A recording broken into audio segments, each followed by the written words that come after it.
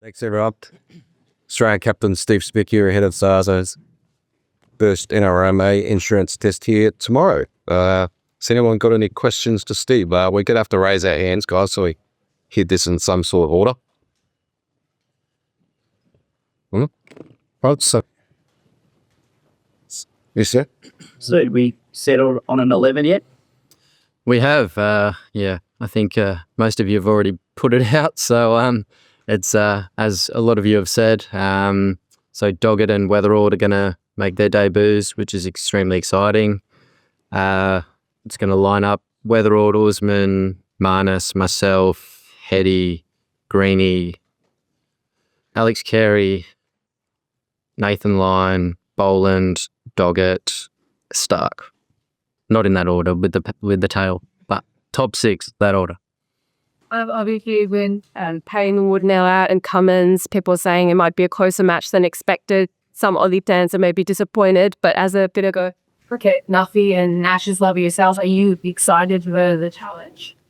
Absolutely. I think, injuries happen in sport, particularly in cricket with fast bowlers. They put a lot of stress through their bodies. So, unfortunate, obviously, that those two are out, but I think an exciting opportunity for Scotty and for Brendan Doggett, who's going to make his debut. Brendan's been on a few tours with Australia. He is very skillful. I think he's improved a hell of a lot the last few years, and I'm excited to see him go about his business. Alrighty. Steve, firstly, this is generally around the time of the year where you go looking for your hands. Have you found it, and are they boosted? Yeah, I've had a good couple of weeks, actually. A few Shield games where, I felt really good out in the middle. So feeling a good place. Hopefully I can take it out in the middle over the next couple of days. And just secondly, I read the other day, Monty Panesar spoke about how he wants the English team to kind of make you feel guilty for what happened in Cape Town. I don't know that you can call that. I'm going to go off topic for a second here. Who of you in the room have seen Mastermind and Monty Panesar on that?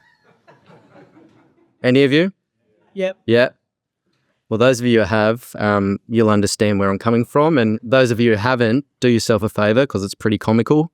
Anyone that believes that Athens is in Germany, that's a start. Oliver Twist is a season of the year, and America is a city.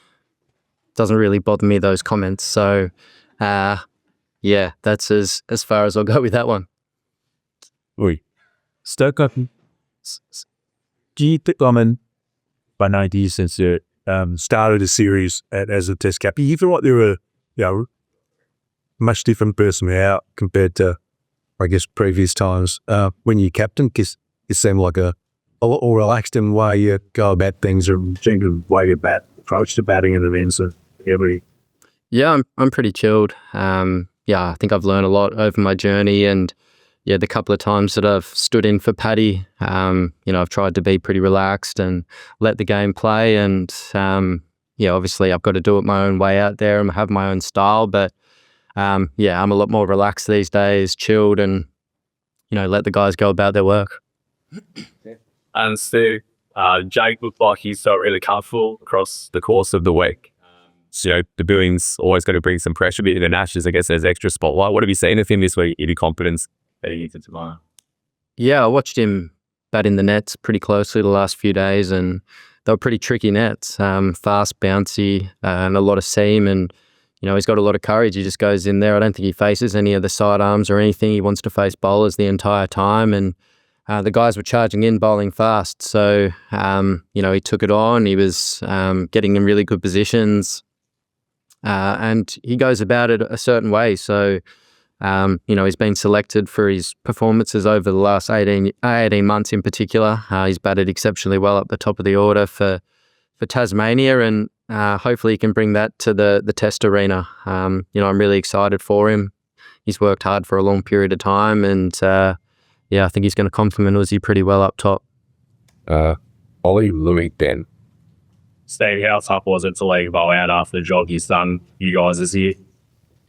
Yeah, very tricky. I think he came into international cricket and lit it up immediately. I think it's a really tough one on him. But I think Marnus, when he's batting at his best at number 3, makes us a very, very good cricket side. And, we couldn't really leave him out after he came back and did exactly what was told of him. The way he's batted in Shield cricket and one-day cricket for Queensland in the last couple of weeks has been amazing. So when he's batting well, tough to leave out. But, hopefully he can bring that to the Test arena now. And for Bo, obviously, he's the one that misses out, unfortunately. What's the thinking then on Canada Green? Obviously, batters through and widen bowling. Does the Fappies bowling change what Casey then? Yeah, I think we're pretty versatile with our order and the way we can go about it. And Greenie obviously played exceptionally well at 3 in some tough conditions in the West Indies. But within bowling as well and taking that load, we feel that 6 is a good position for him right now. It doesn't mean in the future he's not going to slide up the order, but for right now, number 6 suits this team. Steve, have you settled on who might take a new ball along with Mitchell Starc? We'll see in the morning, or hopefully maybe 2 mornings. We'll see. Just on there, you go. Sleep, Quirk in the 2 of his 3 fast bowlers haven't played first class cricket here. They've only played T20 cricket. They had a discussion with him about the length they're going to need to bowl here, which is a little bit different maybe to other places, and also what do you expect of the serve? Yeah, it looks a good wicket. Looks pretty similar, I think, to last year's one. I think it's going to have some decent pace and bounce in it. And it's probably not as hot as it was last year, so potentially may not crack up as much as that one did. But yeah, I think the guys have their own strengths and how they bowl, and they'll figure out the lengths to bowl on this surface. We've got to adapt quickly to try and find the top of the stumps as early as possible. But these guys are quality bowlers, and hopefully we can do that. Milt on the right here. Mort? Yeah, just better on the bowling attack. There'd obviously been some pretty good match shots if you was Australia's bowlers with some of those England players. Now that it's a bit of a different bowling attack, just how much have you looked at sort of replacing the times when you would normally have gone to Pat or to Josh, and who are the bowlers who would sort of take on exactly those roles do you think can be successful against some of those batters? And also, naked line hasn't been used as much in Australia in the past sort of couple of years. Do you envision that you might use him more than has been? Firstly, I think on the matchups we'll run through that and see how it works out. Obviously, we don't have Pat and Josh playing, so some of the other guys bowl similarly to how they bowl as well. So we'll find the right matchups for the right times as much as we can out in the middle. And Nathan, obviously, I think he's done really well out here. He bowls nicely when the wicket's bouncing. So we'll see how the game pans out. We've got obviously 4 seam options with Greenie there. And then when we see fit, we'll bowl the spin. We might lock him in down one end so the quicks can bowl, and we'll just play the game in front of us. We'll see how England try and play him, and then try and play the game that's in front of us. That's as simple as we can get.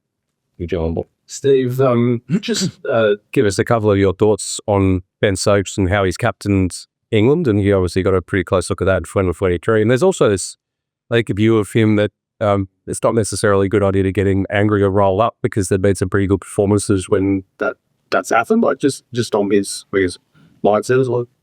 Yeah, I think he's done a terrific job with England over the last couple of years. The style that they play, I guess, suits them, led by him and Baz, obviously. So, look, he's done a great job, and potentially someone that you don't want to get too riled up. He's had a few performances against us where he's either taken the game away from us or clawed it back. So, he's a quality performer, whether it's bat, ball or in the field. He's always in the game and giving 110%. So, hopefully we can keep him quiet this series.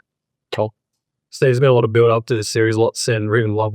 How does this build up compare to Ashes series you've been in before, and what's the message to you boys so they're not overawed by the invaded tonight? It's pretty standard. I've been involved in a few now, and there's always so many words said before the series. But for us, I think it's about just ignoring the outside noise, concentrating on our processes, what we do well as a team, and trusting and backing that throughout. It's exciting that we're starting tomorrow. Everyone's been raring to go for the last few days of training and even before that. So all starts tomorrow, and hopefully give you guys something good to talk about out in the middle. Tom up the back. England haven't won here for almost 15 years. Steve, what confidence does that give the group that they can not only maintain but win this Ashes series at home? I think for us, it's not really thinking about that kind of stuff. It's just about going out and trusting our processes and playing the game that's in front of us at that time, and not worrying about the past or thinking too far ahead, staying as present as possible, and just playing the game. Not going to get a series prediction there? No predictions from this guy. Josh Hazlewood last year picked up an injury and then was out, unfortunately, the rest of the India series. Have you got any further update on his fitness and any indication that he will, or confidence that he will be able to come back into the series to play a part? I actually have no idea. That's a question for the medicos, I think. But I've just been focusing on the guys we've got here, and obviously we've got Brendan debuting, which is a huge moment, as I said earlier. But we'll cross that bridge, I suppose, when we get through this game. Steve, the last few Ashes series in this country, you've got on top of England early on and then really got away from them. This feels like a bit of a perception in England that England have to win here in order to be able to compete. Do you see that as an opportunity to really get on top of them early, and that maybe there's a bit more pressure on them than you? I mean, that's the plan. I think you want to try and win the first test match and get yourself ahead of the game, I suppose, or the series. But I think either way, we look at last summer, we lost the first test match and we were able to, claw the series back. So we got a lot of belief in that change room. If the result doesn't go our way this week, that we can turn it around. We saw it last year. So ideally we play well this week, and, we've got potentially Paddy on the table next game. Josh, I don't know, as I said before, but I think we'll see how this week pans out. Couple more been up the back, and we'll come over this way. Steve, you were in England a couple of years ago on field. Some of those moments where England really got a lot of momentum with their batting. Have you had a think about sort of how you will play that as captain if England are looking to be super aggressive, the bat? Do you try and be defensive, or do you just operate like you would normally? You thought about? Yeah, I think it's just playing the tempo of the game that needs to be played at each certain time. I've no doubt throughout this series there's going to be periods of the game where a few of their batters get off and they score some runs quickly. And for us, it might be about being a little bit defensive in those moments, and then finding the moments where we can attack a bit more and just playing the game really that's in front of us, and not letting it drift too far before we implement the plans that need to be played at that certain time. So, I guess that's as simple as I can put it right now. Steve, sell out the first 3 days. First Ashes test here. Is this the place to open the summer? What's your overall view of this as a test stadium? I think it's a great venue, and it's super exciting that the first 3 days are sold out. I think, as we said before, it's this series has been on people's radar for a long time. Obviously, a lot of the English couldn't travel last time. England were out here, so it's exciting for them to be able to come down and see another Ashes series, and I think it's a nice place to start the summer. Thoughts on the 12-man spot announced by England yesterday? Babins feeling trepidatious that Hyson both Wood and Archer, and also is there anyone on the England team you reckon is maybe underestimated or we're not talking about?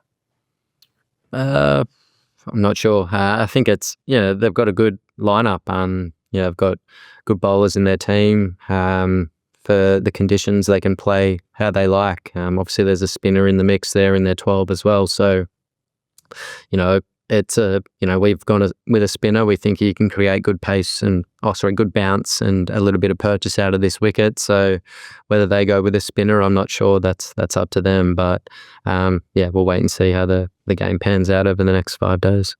Cool.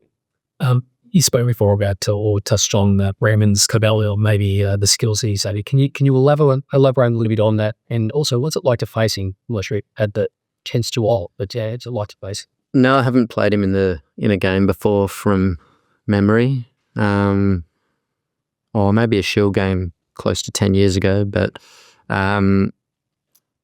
yeah, look, I think I have faced him in the nets here. He gets the ball down at nice pace, stands the seam up. His lengths are really good. So yeah, everything you need for a surface like that out there. So yeah, hopefully tomorrow he can, or the day after, whenever we bowl, he can, get the ball in the areas we know that he can. And if he does that, I'm sure he's going to create plenty of chances. Last one. And Steve, I'm sure anytime you've got the baggy green on, it's special, but what does the Ashes mean for you?